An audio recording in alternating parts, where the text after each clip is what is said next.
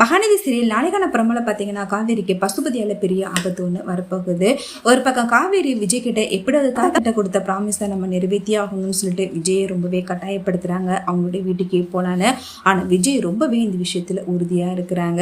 ஆனால் காவேரி அவங்க அம்மா எல்லாருக்கிட்டுமே சம்மதம் வாங்கிறாங்க. அவங்களும் நீ அங்கே போயிட்டு வாழ்றதான் சரியா, எனக்கா இருந்தாலும் அதுதான் உங்களுடைய வீடு, அதனால எங்களுக்கு எந்த வருத்தமும் இல்லைன்னு சொல்லிட்டு காவேரியை விஜயை கூட்டிட்டு அவங்களுடைய வீட்டுக்கு போக சொல்றாங்க. கங்காவும் யமுனாவும் மறுபடியும் வீட்டுல வந்து பேசுறாங்க அந்த வீட்டை விற்கிறத பத்தி. இது கேட்டு காவேரி பயங்கரமா கோவப்படுறாங்க.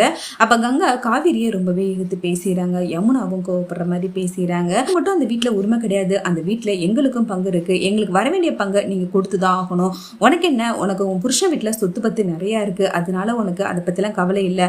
ஆனா எங்க நிலைமை அப்படியா, எங்களுக்கு பண தேவை இருக்குது, அதனால அந்த வீட்டை வித்துதான் ஆகணும், அதனால இந்த விஷயத்துல நீ மட்டும் தலையிடாத அப்படின்னு சொல்லிடுறாங்க. ஒரு பக்கம் விஜயும் காவேரிக்கு சப்போர்ட் பண்ணி பேசுறாங்க. அப்ப கங்கா இந்த விஷயத்துல நீங்க தலையிடாதீங்க, இது எங்க வீட்டு விஷயம் அப்படின்னு சொல்லிடுறாங்க. இது கேட்டு விஜய் பயங்கரமா ஷாக் ஆகிறாங்க.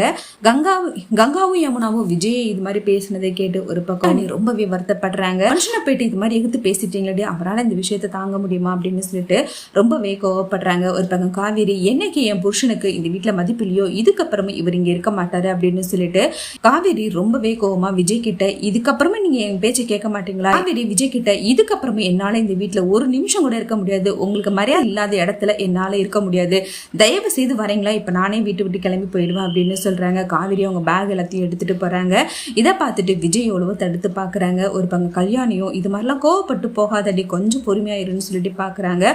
ஆனா காவேரி ரொம்பவே உறுதியா சொல்லிடுறாங்க, இதுக்கப்புறம் இந்த வீட்டுல என்னால ஒரு நிமிஷம் கூட இருக்க முடியாதுமா, என் வீட்டுக்காருக்கு மரியாதை இல்லாத இடத்துல என்னால இருக்க முடியாது, என்னை மன்னிச்சிடுமான்னு சொல்லிட்டு போறாங்க. விஜயும் வேற வழி இல்லாம காவேரி கூடயே போயிடாங்க. பசுபதி காவேரிக்கு குழந்தை நல்லபடியா பரவக்கூடாது, காவேரியுடைய வாழ்க்கை சந்தோஷத்தை அளிக்கணும்னு சொல்லிட்டு முடிவு பண்றாங்க.